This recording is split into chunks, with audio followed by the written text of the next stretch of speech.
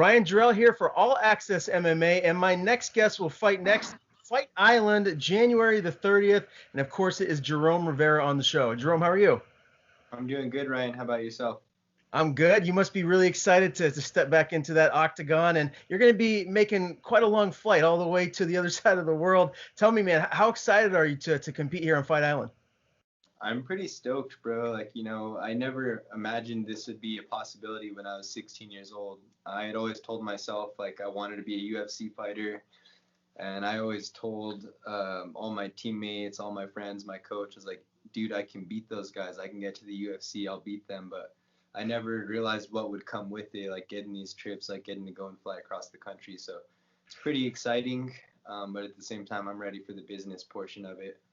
Absolutely. And, having said that, you knew that you'd be here eventually. You can beat those guys. What does it do for you when you make it to the big show? Obviously, you had that big win in Contender Series, got that contract, and then you had that initial setback to Tyson Nam. Like, what does that do to your psyche, moving forward, getting back into camp? Yeah, I just gotta look at that Tyson Nam fight and kind of look what I did wrong. I can't keep repeating those same mistakes, or I'm going to continue getting losses from those mistakes. So first was kind of just dissecting what I did wrong in that fight, and from a mental aspect and from a physical aspect. So I had errors on both sides. I wish I would have had a better game plan going in there. I wish I would have seen attacks coming at me a little bit more, but for some reason, I don't know, my head was just kind of like I said, I didn't have a game plan, and I feel like I perform best when I have structure. I'm really good at listening to instructions. So yeah, looking back, I just have a lot of things mentally and physically I wish I'd have done better, but now it's time to implement those moving forward and do what I know I can do. How do you feel that you fixed those I guess mistakes or things that you didn't do in that Nam fight here after that? One thing, just thinking back, when I was an amateur and I was first starting, like I said, and I was 16, I had this confidence, hey, I'll run through these guys. I can beat these UFC fighters, and I was barely learning how to do a triangle. And so I think from a mental aspect, I need that same confidence. Every time you go in there, you need to just believe that you're the baddest dude there is. And for example, I was hitting mitts the other day, and I kind of started going downhill a little bit, feeling a little tired mentally. I was just I don't know, I just wasn't feeling it. And then I kind of just got a little pep in my step and just kind of started giving myself some confidence and moving around a lot looser. And it's crazy what the mental aspect can do for you. So I really want to go in there a lot more confident. And then as far as physically, just a lot of technical errors I was doing. I was backing up, circling along the fence a lot, had my hands low. So I need to get that head off the center line when I throw those kicks and bring those hands back to my face. It's funny when I hear, fighters that are at the highest of levels, which is the UFC, talking about the mental aspect of the game, because the average person that doesn't follow the sport the way that someone like myself, or clearly you do, I don't think they understand just how important the mental aspect of it is. How do you, if you look at it, to give it a percentage outside of just the physicality of it, how much do you think the mental side gets neglected by a lot of other fighters? Because I feel like it's something that really should take a lot more precedence. Yeah, I think the mental aspect is so important. I mean, I really think if it was a ratio perspective, maybe 70 to 30 or 80-20 as far as mental to physical. But yeah, you really got to go in there mentally prepared. Just the slightest things can throw you off. Every time you go in there, it's like an experiment. You're trying different things. Maybe sometimes you want to go be a little more confident. Maybe sometimes you want to be a little more quiet. And even just thinking about those little things, maybe you're overthinking things too much. Sometimes you got to go and just let it flow. So yeah, you really got to accommodate yourself. Mentally got to be ready. I always try and envision myself like now I'm trying to picture myself flying out there. I'm trying to picture myself arriving, doing interviews, doing the fight week, walking out, being out there in Abu Dhabi. That way, when it happens, it doesn't feel brand new to me. I want to be a little bit more acclimated, a little comfortable. That way, it doesn't just catch me off guard in any sense. Yeah, absolutely. Now, 2020 has been a crazy year, man. Obviously, this pandemic has affected everyone a little bit differently. What has it been like for you as far as just your day-to-day life? I know you're engaged, you have a little one. How has that balance been just with your normal life? It's been an adjustment for sure. Back, what was it, mid-November here in New Mexico, we had a lot of the small businesses and everything kind of go on lockdown again. So that makes it hard for me getting ready for a fight, for one, because then technically I'm not supposed to be at the gyms doing what we do every day. And then two, that's how I make my money, is personal training. So it's hard adjustments, but like just sitting back and complaining isn't going to do a whole lot for me. So I'm just doing my best to adapt, trying to work out outdoors when the gyms are closed, and trying to train my clients at their home gyms and stuff like that. So yeah, it's been a lot of adapting, but that's what life is all about, is persevering and adapting constantly. Absolutely. Are things getting back to normal? Are more back to normal now?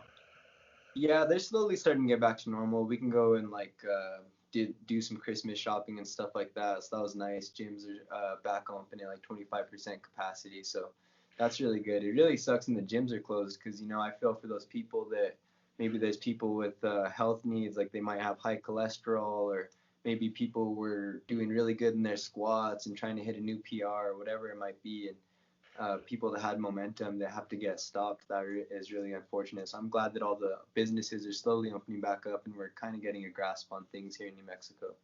That's great to hear. Now, I've asked most everyone that I've interviewed this question. There's been a lot of downtime to watch, TV shows and binge things on Netflix and whatnot. Is there something that you've watched that you've really got into that you can give the people watching here a suggestion to go check out?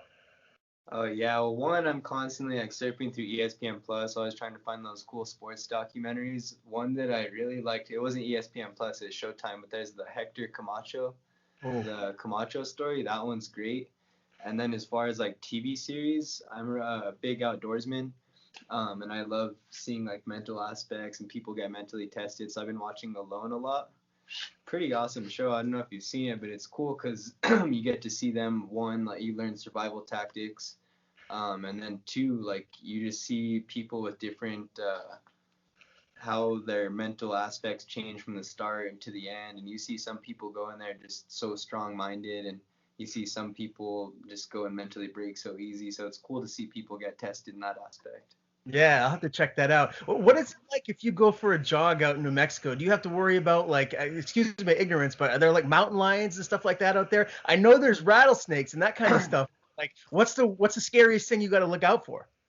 Yeah, that's funny you mentioned that, because there is sometimes like I like trail running. I don't really like running.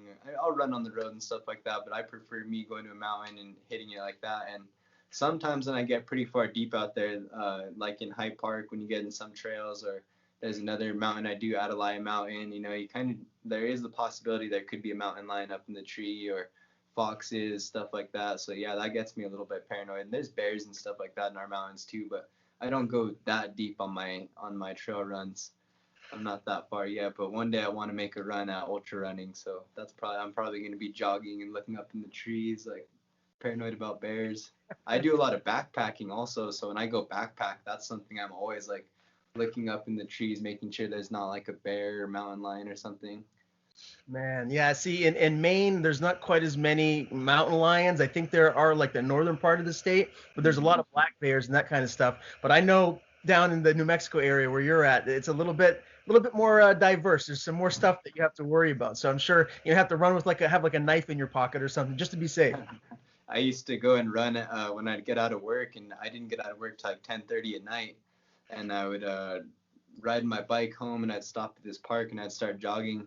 And I remember one night I ran into like a pack of coyotes, and that ended up stopping my night running. So I'm like, I don't Did want to take that risk. I'll just go jog in the daytime somewhere. did they see you and go the other way? What happened? It was scary because I was doing a lap, and I look, and like down low there's a light on from the park or whatever, and you could see a coyote there. So I got a little sketched out, just kept running still, came to do another lap, and I came back, I could see like three of them kind of in the light, seeming like they're plotting something up on me. So yeah, I stopped doing those late night runs. Yeah, that's scary stuff right there. Well, I'm sure anything but only good things are going to happen when you're out doing your running here moving forward. So no need to worry too much about that. One thing I was really curious about is obviously you competed at Contender Series, got that win, and then that debut fight with the pandemic going on, there wasn't anyone like really in the stands.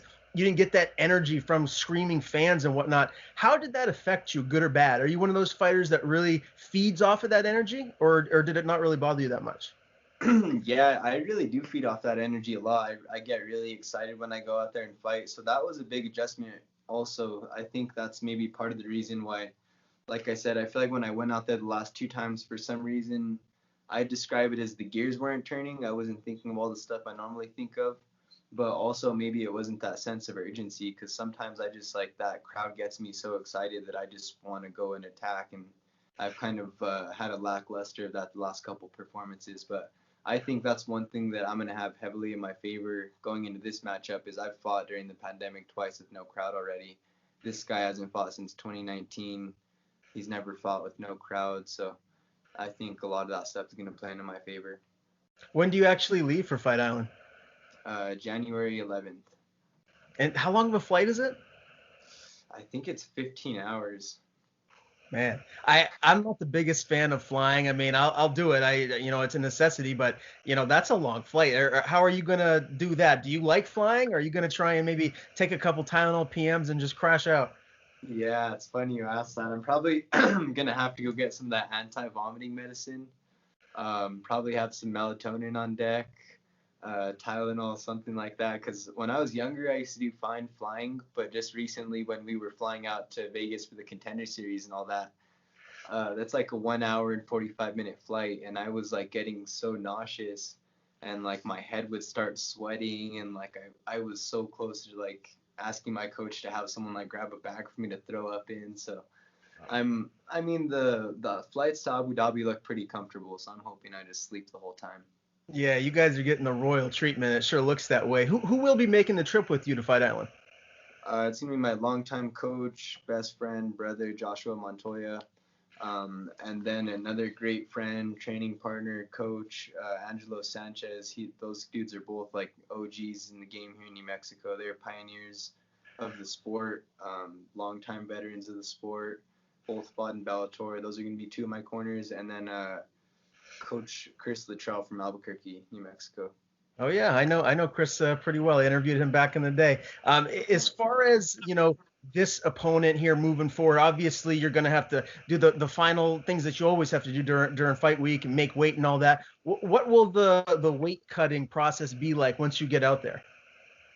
I'm going to be working with a nutritionist. Her name is Laylee Letterman, and she helped me do my weight cut for the Contender Series fight, and she just did such a good job. I literally had only used her for the last 2 weeks, but just with her help, I was able to. I had to jog for 30 minutes with the sauna suit on, and I made weight for that Contender Series fight. And I'm 5'10", fight at 125, so that was what I'd call a pretty easy weight cut. So I'm gonna be working with her again, and she's worked with Drew Dober and a couple of guys that have fought out there. So I'm just gonna kind of get some insight from her, and she'll probably have me going out there as light as possible. That way we don't have to cut too much weight out there. That's good to hear. Now your opponent is 11-3-1. Stylistically, what kind of a fight are you expecting come fight night? I expect him to fight a lot like his brother. Very tough. Seems like he's done a lot of kickboxing rounds. He can take a shot. He's going to be hard to finish to the head. But I think inactivity is kind of like his downside. I don't think he's been in there enough recently. And I just think me being the younger, more athletic, hungry lion, I'm going to go out there and just try and break him. I want to overwhelm him with pressure, overwhelm him with striking, takedowns, clinch. I just want to take his confidence and break him. It sounds like just by your answer there, you're really maybe aiming to get a finish here. Is that safe to say? That's safe to say. Yeah, I really have a feeling I'm going to get the finish in this fight. Yeah. Do you think it goes past the first round, or you think you'll get? I think it's gonna happen in the second round. I have just an intuition. I really think I'm gonna break this dude. Yeah, well, I know everyone's looking forward to seeing you step back into the octagon. So thank you so much for the time here today. One more question before I do let you go. When you look at the fighters here in the 125-pound division, you saw another newcomer, Jimmy Flick, picked up a big win over Cody Durden just this past weekend. Like this division is one that's on the rise. Isn't it kind of crazy too to think that they were thinking about getting rid of it like a year ago? Yeah, it's crazy. Crazy to see all the talent stacked up. Like there's a lot of rising stars. You got JP Bays got signed on the Contender Series. That dude's gonna be a killer. You got Jimmy Flick, Brandon Royval. I mean, they're not household names yet because the flyweight division, even in LFA, and that has kind of been hasn't gotten the spotlight that it deserves. But I think slowly you're gonna start seeing more stars build up in that flyweight division because there's killers there. Matt Schnell, Tyson Nam, the dude I fought last, Haulian Paiva. You got a bunch of these Russian dudes coming in. So it's a stacked division. I see a lot of these 35 pounders wanting to come down to the 25-pound division because they think they're gonna get a faster shot to the title, but I think they're underestimating how tough this division is. Yeah, absolutely. And you're going to be right in the mix here moving forward. I have no doubt. Before I let you go, if there's anyone you want to thank, any social media you want to plug, the floor is yours. Yeah, I can give a huge shout out to Compex. You know, they've been hooking me up with a lot of recovery tools. Thorn Research hooking me up with some supplements. 10,000. Check those dudes out if you guys haven't heard of them. 10,000. They make really good sport gear, performance shorts, performance sweats, stuff like that. Shout out to all my teammates here in Santa Fe, New Mexico, all my family, friends. Thank you guys. Let's go do it up January 20th.